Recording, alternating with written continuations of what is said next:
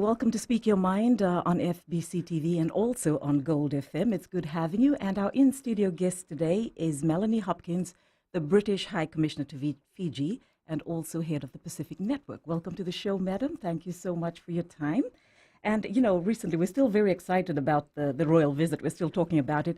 And I know, one of your key diplomatic tasks was the recent visit. All the planning that went on in the background. We'd like to hear about that, overseeing the preparations in both host countries, in Fiji and Tonga. Can you give us some insight on, the planning that went into a visit of this magnitude? Yes. Well, thank you very much for having me. Yes, this was an incredible week for Fiji and for Tonga. But as you rightly imply, this was a long time in the making. And in fact, I calculate roughly that the Fiji leg of the visit, we've been working on that, I think, for 2 years now.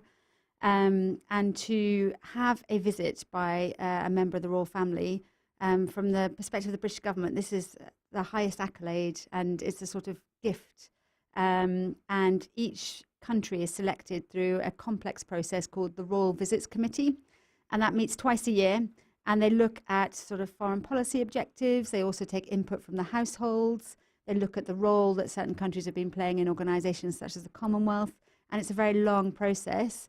But we were delighted when Fiji and Tonga were selected for the first official overseas tour of the Duke and Duchess. So in many ways, this is a historic moment because it is their first tour as a royal couple. And it was just wonderful that both Pacific nations were included in that. You only just returned from Tonga on Saturday. Maybe you could just touch on some of the preparations that went on there as well. Yes. So on the Tonga side, the programme was a little different to Fiji because Tonga also have their royal family and the royal families themselves have links. But there was a real, like as in Fiji, there was a really warm atmosphere and it felt like a great celebration about the links between the two countries. So in both programs, both in Fiji and Tonga, we saw the royal couple got to see lots and lots of young people, which they really wanted to do, given His Royal Highness the Duke of Sussex's role as Commonwealth Youth Ambassador. And I think everyone knows they just respond really nicely to young people. This is a very modern royal couple, and I watched them both in Fiji and in Tonga. The moment they saw a child or someone reaching out to them, they were there. I was just reading, ma'am, how in Australia there was a 46% rise in online searches on Australia as a holiday destination following a visit. Can Fiji expect this in terms of international, profile of and Tonga as well? Well, I certainly hope so. What we can say is that this visit has really given a boost to Fiji's international profile. So their Royal Highnesses came with a party of over 60 international media. And what that meant was that there were articles and coverage appeared in all of for the UK, for example, all of the mainstream newspapers, magazines. I saw Fiji mentioned in Vogue magazine in the UK, Hello magazine, but not just in the UK, really around the world. So I've been made aware of coverage from as far as Japan, Guatemala, Brazil, because this couple have a global profile at the moment. And it was wonderful to allow the rest of the world to see the Fiji that we all know and love, and to see some of those wonderful shots of either the ceremony at Albert Park, where the Royal Highnesses had the formal welcoming ceremony, or some of the shots that happened at the University of the South Pacific, where they met all the students from around the region. And seeing those broadcast to the globe is a really lovely thing. Could you touch a bit on, the significance also of this visit in further strengthening, Britain's diplomatic relations with Fiji? Yes. So for us, it is, we certainly see this as a very significant event. The last royal visit to Fiji happened in 2006, and we certainly felt that too long had passed. And there was a desire to recognise the leadership role that Fiji was playing in the Commonwealth. And there was also a desire to have a moment of celebration about some of the bilateral links and some of the sort of family-to-family links that exist in the UK-Fiji relationship, particularly around the British Army. But this visit is also happening at a time when the British government is stepping up all of its work in the Pacific. So at the Commonwealth Heads of Government meeting, which happened in April in London, the British government announced that it would double its diplomatic network in the Pacific. And it announced a number of new programs, which will mean the UK is working directly with Pacific-based organisations for the first time in many years. We'll further touch on CHOGM in a bit, or maybe we could just go right into that now. You know, at CHOGM, sorry, madam, you were also part of this. Commonwealth heads, made political commitments and agreed to practical actions in a number of areas. If we could just look at a few of these, and also how is the UK government supporting Commonwealth member countries? One of these was youth empowerment. Yes. Maybe you could touch on a few programs? Yes. Well, I think you're right that youth empowerment and everything around youth is a major theme of the Commonwealth. So I know that youth represent over 1 billion of the Commonwealth's collective population. And for the Commonwealth Secretariat that leads all of the Commonwealth work, they have a body called the Commonwealth Youth Council. And indeed, there is a Pacific representative on that. And there is a young lady from Tonga who was successfully elected as the Pacific representative. And she's a lady called Elizabeth Kaita. And her background is really in promoting education initiatives and disability rights amongst young people.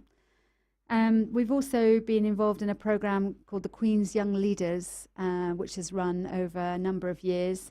And one of the really nice things was that the Queen's Young Leaders for Fiji, who are called Elvis Kumar and Alicia Bano, they also had time with their Royal Highnesses, and in fact they got to host them at the University of the South Pacific.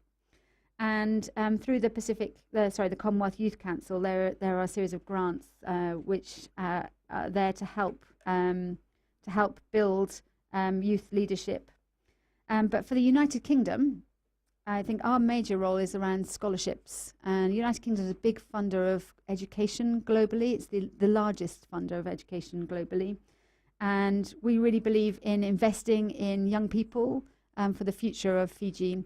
So each year we have a program of master's level scholarships, which are fully funded. And those are called the Chevening Scholarships. And in fact, for your listeners, the Chevening Scholarships window is now open. It's open now until the 4th of November. So you don't have very much time, but really I would encourage all of your listeners, if they know a talented young man or young woman, to encourage them to apply for these scholarships, because we've seen that these can really transform people's opportunities and people's ability. And what I can say, from having met now over a number of years the Fijians that have gone to the UK for the scholarships, man, you can be so proud of them because they have really made the most of that opportunity. Speaking to us then, Melanie Hopkins, the British High Commissioner to Fiji and head of the Pacific Network, and we'll continue our discussion after the break.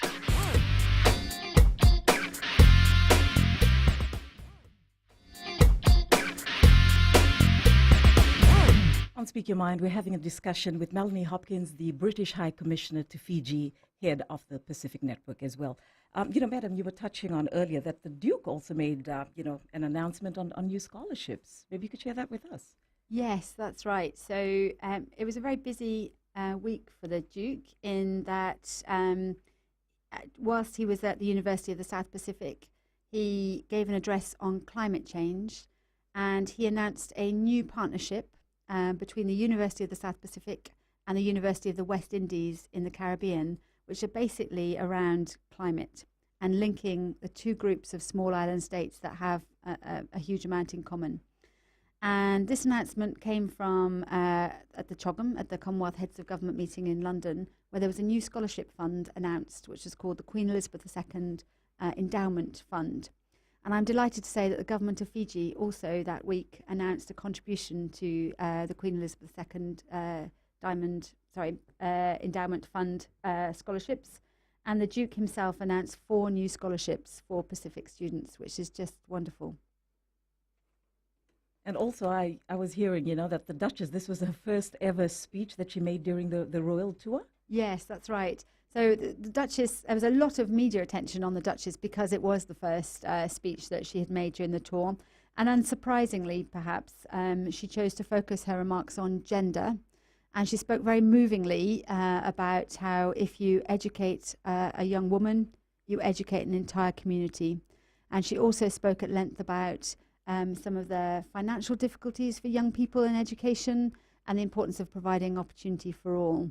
And at the end of her speech, she announced 2 further grants for organisations and individuals working on promoting gender in Fiji. Great. Madam, if you could just go back to CHAGM and touch on some of the commitments made. One of the unwavering commitment that was made as well was fundamental political values. How is the UK government helping us to strengthen good governance and promote democratic practices? Yes. I mean, it's important to say that the commitments made in the communique were not British government commitments. They're ones for all 53 leaders of the Commonwealth countries. But I take your point that the British government has to help these issues. And for us, the main area that we're helping is through our leading contribution to multilateral organisations. So here in Fiji, you have a number of prominent multilateral organisations such as the UN and the World Bank, all of which have embedded in their programmes the need to uphold democratic principles and promote sort of public participation and equality. The UK is the largest funder to the UN now. I always feel that not many people know that, and perhaps I don't do a good enough job of getting that message out there. And the UK is also one of the largest funders of the World Bank. It is the largest funder of the World Bank International Development Assistance Programme, which is really scaling up right across the Pacific. But on top of that, I think we recognise that sometimes you need to provide additional assistance. So at the time of the CHOGM, the British government announced 3 new programmes for the Pacific. And one of those was a programme with the South Pacific Community, known as SPC. And that is about building capacity on human rights. And that's not about naming and shaming or anything unconstructive like that. But it really is about helping people engage more effectively and helping countries engage more effectively with the UN system and helping build knowledge and capacity in those areas. And, still on CHAGM and the communique, the heads also committed to gender equality and inclusion. And so how is the UK government supporting Commonwealth bodies, rather, in promoting the empowerment of girls and women in Pacific Commonwealth countries? Yes. This is another really good point. And so for the UK, again, we're doing a lot through our multilateral contributions. So we're one of the largest core funders of UN Women, for example. And my understanding is that UN Women have a very significant presence here in the Pacific, in fact, one of their largest in the world. But also the UK insists and demands that all of its multilateral contributions, and every time it gives funding, you have to be able to demonstrate that that is supporting gender equality.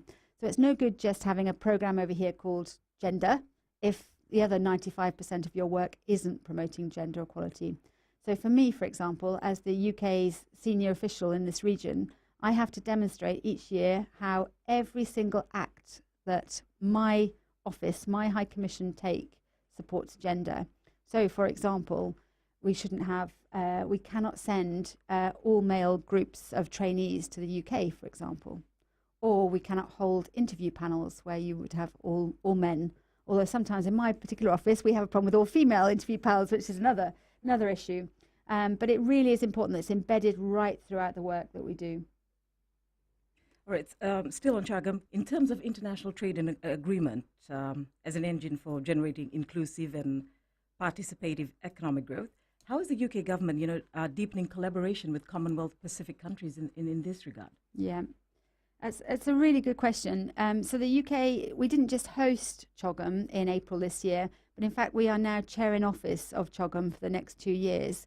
And trade is one of the areas where the British government would like to see the Commonwealth do more. And there was a lot of talk in the UK about a sort of Commonwealth trade advantage. And there have been studies that have demonstrated that a values-based democracy and open, transparent trading systems produce greater opportunities for trade within Commonwealth countries. So whilst the UK is only one of 53 countries in the Commonwealth, we're certainly trying to push for more on the trade side.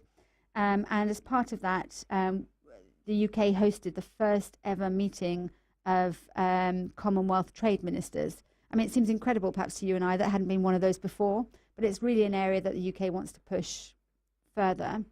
And then on top of that, as many people already know, the UK is exiting from the European Union in a process that will probably conclude in March 2019. And it's very important to us that small island states with whom the UK trades do not feel any negative repercussion from the UK's exit to the EU. So way ahead of March 19, the British government announced that they would create a rollover trade agreement so that there is no negative effect for small island states that trade with the UK. In terms of climate change, I know that was, one of the discussions too during CHOGM, and a lot of leaders, raised their concerns, especially about our vulnerability to climate change. Well, we'll touch on that. We're going into a break now, madam. When we come back, we'll talk a bit more about that.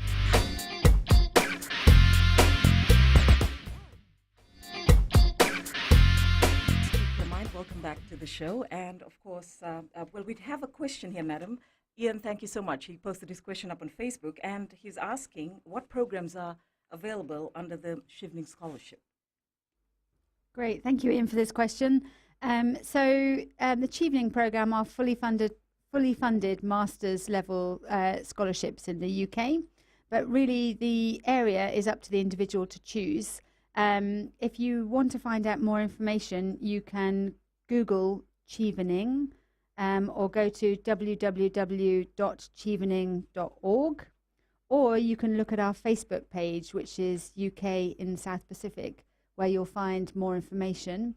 But for young men and women, once they've made their initial application, there is an education team based in London that will assess the application.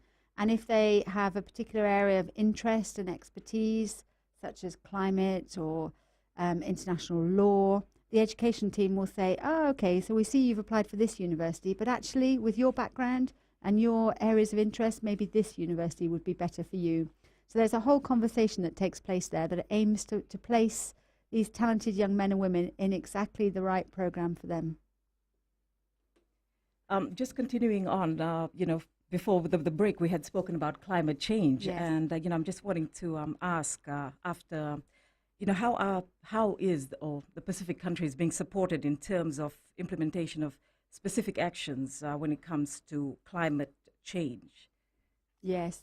So climate and the need to do more to protect our oceans were two major themes of the Commonwealth Heads of Government meeting.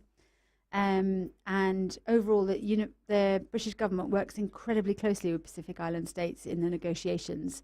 So there is a sort of special huddle, if you like, called the High Ambition Coalition, which is comprised of Pacific Islands and European states. And the UK is a lead member of that. So what we do is we get together and we work out jointly how we're going to tackle the really thorny elements of the negotiation. But in addition, the British government contributes significant funding internationally on climate. So, for example, here in Fiji, we're very proud to be one of the largest funders and supporters of Fiji's COP23 presidency. We saw this as being a really important presidency, not just for Fiji, but for us as well, as one of the leading supporters of the Paris Agreement. We really want to see Fiji's presidency make progress on translating the sort of political declarations that were there at the Paris Agreement into specific actions for countries to undertake and to which they'd need to be held account. And the British government has just held its own Talanoa dialogue, which is lovely to see that term being used in the UK. And I'm very pleased to say it's been one of the most inclusive ever. So it ran over a whole week, and it included a series of meetings with communities that would be affected, with academics and with businesses in terms of how we can translate the commitments that we've made into concrete actions on the ground. And for the British government, we will continue to champion Paris Agreement with all countries. It's an essential part of our foreign policy. But sometimes we recognise that we need to help countries out a bit more on fulfilling the individual commitments. So at the CHOGM, we announced a new programme for helping Pacific governments address and cut carbon emissions. Now, in the big global scheme of things, you might say, well, actually, what happens in Tuvalu and the carbon emissions that are produced by Tuvalu isn't going to change the picture for the globe. But what it does do is enable that really strong sense of partnership between the Pacific Islands and European states when it comes to working really hard on the more difficult countries in the negotiations. Madam, I just wanted to ask, in terms of, climate change, the assistance that you provide, is it also like climate financing as well, or is it more just technical? Yeah, that's a really good question. So there are a number of funds that Fiji has successfully applied for and works with.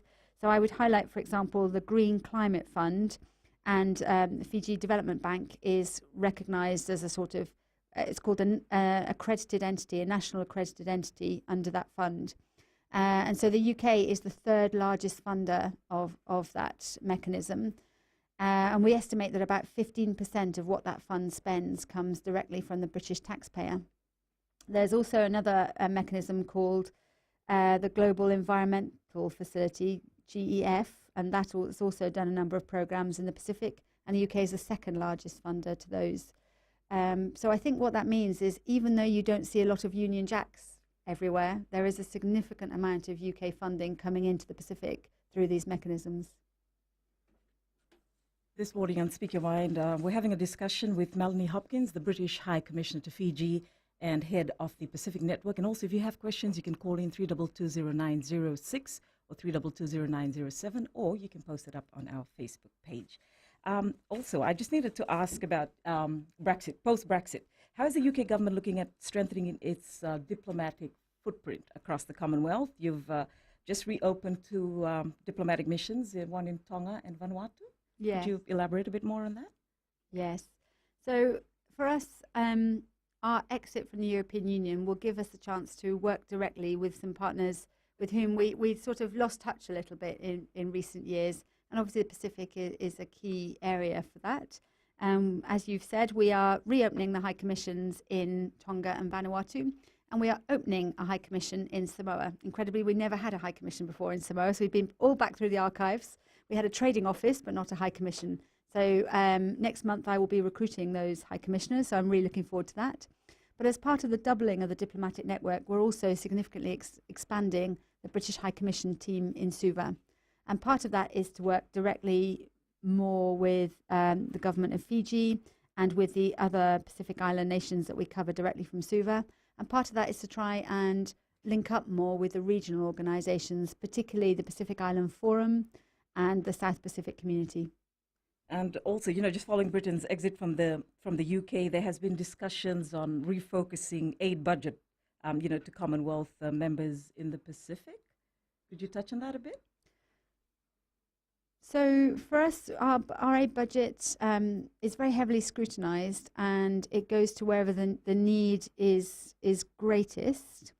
But it's fair to say that post-exit, I think there'll be more opportunities to work directly with the Pacific.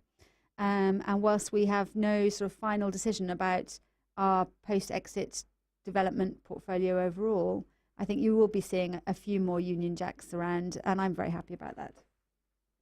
Madam, how else are you promoting development among your member countries or those in the Pacific affiliated to the Commonwealth? Yeah. So I think the key area is around the UK's funding to the World Bank. And I quite often get asked, why does the UK give funds to multilateral organisations? Why don't you just give a large cheque to somebody directly, as perhaps some other countries do? And the reason is because we are one of the largest funders of international development in the world. And we are very proud of the fact that 0.7% of our GDP goes to overseas aid. That's the internationally recognised target. And the UK is one of just a handful of countries that meet that target.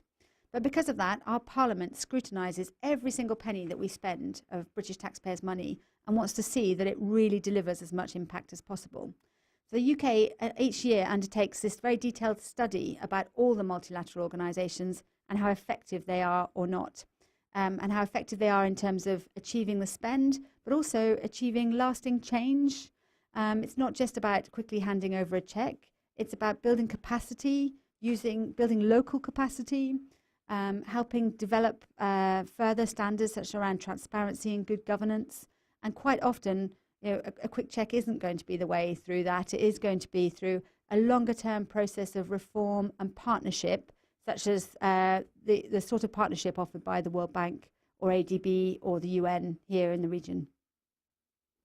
On Speak Your Mind, we're having a discussion with Melanie Hopkins, the British High Commissioner to Fiji and head of the Pacific Network. And of course, if you have any questions, you can call 3220906 or 3220907, or you can also post it on Facebook.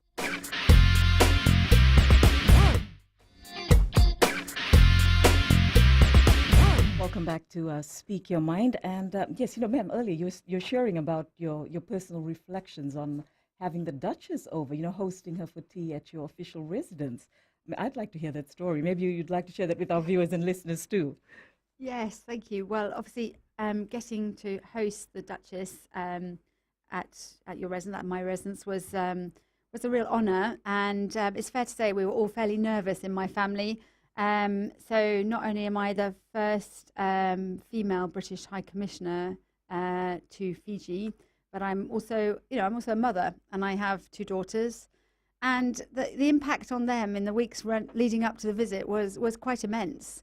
And it got to the day of the event at the residence itself, and the residence was full of these inspirational women from all over Fiji. And there were lots of media crew there as well, including from British television. And my 11-year-old daughter chose that moment to grab my arm when I was trying to show the Duchess around and say, "Mummy, I've got something to tell you. I'm really not very happy with you. You haven't been spending any time with me recently, and I don't like it. Plus, I'm very hungry and I'm quite tired." So I sort of froze at that moment, and I tried desperately to indicate to my husband to come over. But what I didn't realise was there was a British TV camera in the background and showed all of that on our news that evening. So that's one for me to learn, and one for me to show my daughter on her 18th birthday, I think. And still on the royal visit, you also, the Duke and the Queen's Commonwealth canopy, he went up to Tholoi Suva for that? Yes, so the Queen's Commonwealth canopy is a really special initiative for the royal family. And the idea of this is to link eventually every member of the Commonwealth family up on special sort of areas of conservation and on best practice and promoting sustainable tourism. And His Excellency, the President of Fiji, announced in an audience with Her Majesty the Queen in 2016 that Fiji would become part of this initiative. And it was just wonderful that the government decided to dedicate Tholoi Suva to the Queen's Commonwealth canopy as part of this visit. And for the Duke, I mean, it's no secret that he has a real passion for conservation. And so at the site itself, there's been a huge amount of work that's been done by the Ministry of Forestry on that site, and it's looking stunning. And I would encourage all of your listeners who haven't been past there for a while to go and have another look, because it really is very special. And the Duke got to meet lots of young people there. He got to meet local landowners. He got to meet groups of school kids, and one group had this incredible exhibition that they'd prepared for him, the sort of model on climate change, which he really enjoyed. He got to see some traditional crafts. He was pounding some kava at some point, I saw. And you can see from the smile on his face how happy he is to be in that environment. And at the end of all of that, he unveiled a plaque and he planted a tree to formally commemorate the dedication of Tholoi Suva to the Queen's Commonwealth Canopy Initiative. And in fact, FBC has shown a documentary on the Queen's Commonwealth Canopy Initiative and what that looks like in other countries in the Commonwealth. So hopefully that can be seen again too, so people get to learn more about this great initiative. Still on the Duke, he also served with a number of Fijian boys in the British Army. And just something I wanted to ask was, how will Brexit impact remittances for Fiji? Because I'm just reading, and if I could just share this, that personal remittances is Fiji's second largest foreign exchange earner. And, according to the Reserve Bank of Fiji, the Economic Review, inward personal remittances rose by 3.7% to 128.1 million in the first quarter of 2018. Yeah, but just going back to my question, how will Brexit have an impact on remittances for Fiji? Would you be able to give us an answer? Well, let me reassure you, there will be no direct impact from Brexit on the role of Fijians in the British Army or on remittances. We are very proud of the valuable role that Fijian men and women play in the British Army. In the run-up to the visit last week, a couple of foreign journalists said to me, are there separate units in the British Army for Fijians? And personally, I found that question fairly insulting on your behalf.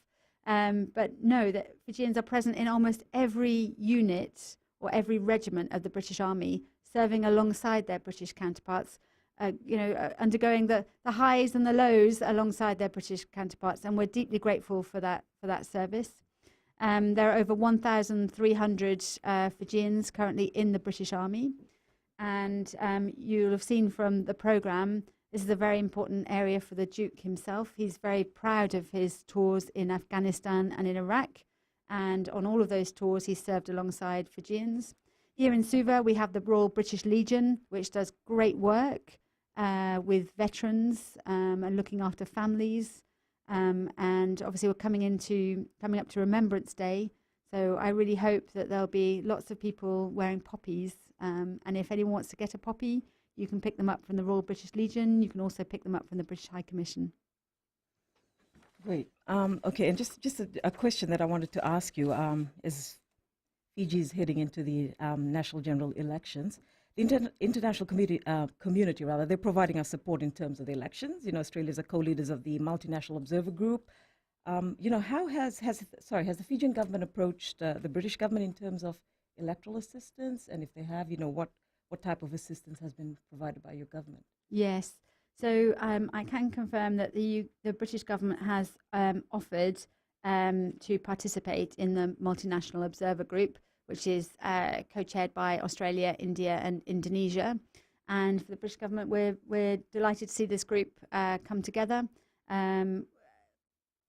As with every country, we felt that it's very important to see credible international observers, and we look forward to working closely with the MOG over the next weeks. And how about gender equality in terms of political participation? Well, that's obviously an important issue for every political party to look at. But I have to say that in the UK, also, this is not something that we've completely cracked. I think our parliamentarians are only up to about 1/3 female. And I'm very conscious that in other parts of the Pacific, in fact, it's gone on a negative trajectory. So I think in the last election in Papua New Guinea, there was not a single female MP elected. But there are organisations who are working very intensely on this issue. So again, UN Women are looking at this, but also at a Commonwealth level, the Commonwealth Parliamentary Association is looking really at the pipeline and how you encourage young women to consider a career in politics. Because unless we start by looking at that pipeline, we're never going to fix the problem when it comes to the ballot box. On Speak Your Mind will join us. We're going into a short break and we'll continue our discussion shortly.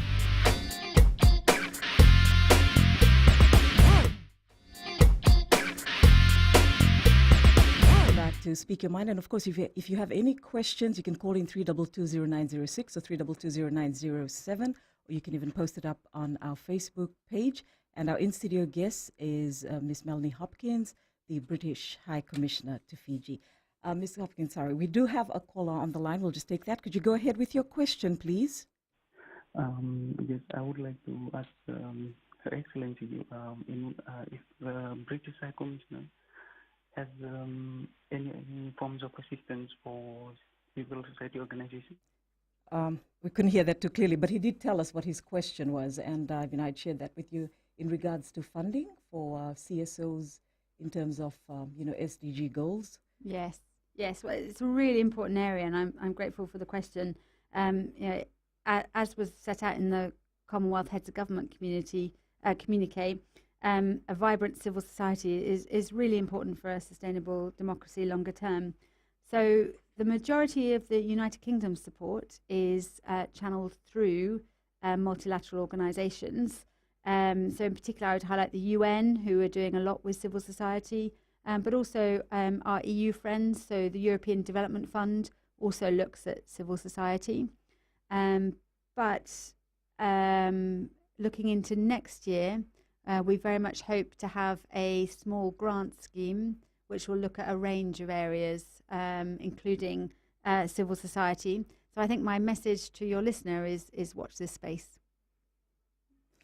Ma'am, if you could just go back a bit to the, the official, the royal visit, and of course the statue was unveiled by the Duke rather, in Nandi, and it was of Sergeant Taleasi Lambalamba.